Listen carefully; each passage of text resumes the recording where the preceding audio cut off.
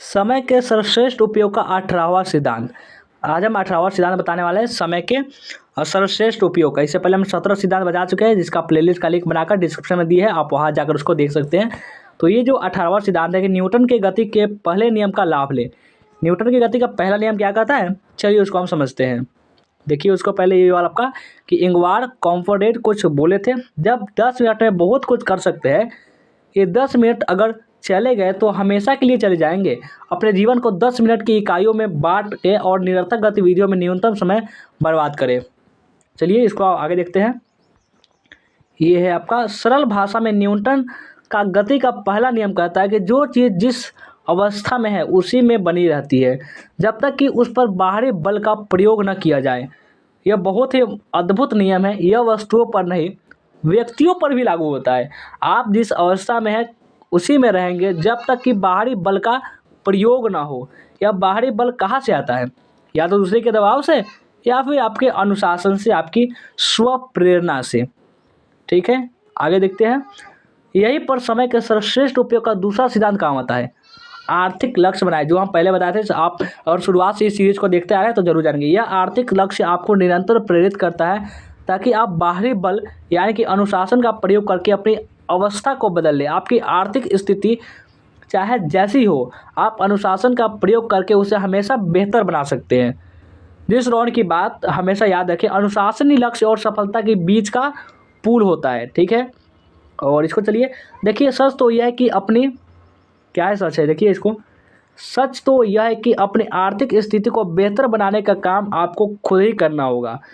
दूसरों को क्या पड़ी है जो ये आपके जीवन को बेहतर बनाने के लिए आप पर दबाव डाले। आदमी घड़ी के चाबी भरता है तो घड़ी की नहीं, आदमी घड़ी में चाबी भरता है तो घड़ी की नहीं, अपनी आवश्यकता के लिए भरता है। दूसरे लोग तो आपकी भलाई के लिए नहीं बल्कि उनकी खुद की भलाई के लिए आप पर दबाव डालेंगे। वे आपसे अपना काम निकलवाने के लिए आप पर दबाव डालेंगे। इसलिए यह बात अच्छी तरह समझ लें कि अनुशासन में रहने और मेहनत करने की जिम्मेदारी किसकी है, आपकी है।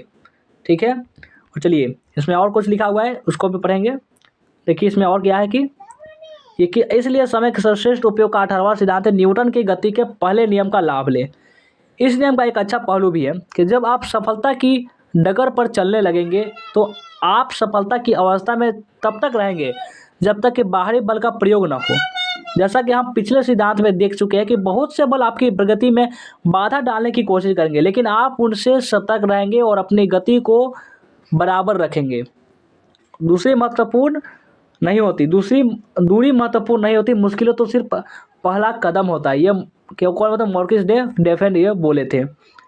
चलिए इसको आगे समझते हैं। एक बार ड्यूक ऑफ वेलिंगटन ने युवा ब्रिटिश नेता पम्बर्टन को सुबह 7:30 बजे का अपॉइंटमेंट दिया, यानी कि मिलने का एक तरह से तिथि दिया। एक मित्र ने पम्बर्टन से पूछा कि वे तो रात को देर तक जागते हैं, फिर वे इतनी सुबह अपॉइंटमेंट के लिए कैसे पहुंचेंगे। पम्बर्टन का जवाब था, बहुत आसान है यार, बहुत। यह सोने से पहले मेरा आखिरी काम होगा। यही है अनुशासन। पम्बर्टन जानते थे कि मुलाकात महत्वपूर्ण थी, इसलिए उन्होंने देर तक जागने की अपनी आदत को आड़े नहीं आने दिया। उन्होंने अपनी दिनचर्या में थोड़ा फेरबदल करके न्यूटन की गति का पहले नियम का इस्तेमाल किया। आप भी ऐसा ही कर सकते हैं, अनुशासन का इस्तेमाल करके प्रगति की राह पर चल पड़े और सामने वाली हर बाधा को दूर करते जाए। और ये आपका एक और कहावत है एंडी वॉरहोल का कि लोग कहते हैं कि समय परिस्थितियों को बदल देता है, लेकिन सच तो ये है कि आपको उन्हें खुद बदलना पड़ता है। तो ये था समय के सर्वश्रेष्ठ उपयोग का 18वां सिद्धांत। कैसा लगा ये आपका 18वां सिद्धांत, कमेंट करके हमें जरूर बताएंगे। वीडियो को लाइक नहीं किया लाइक कर देंगे, शेयर कर देंगे। जब भी नए बच्चे होंगे इसे सब्सक्राइब कर लेंगे।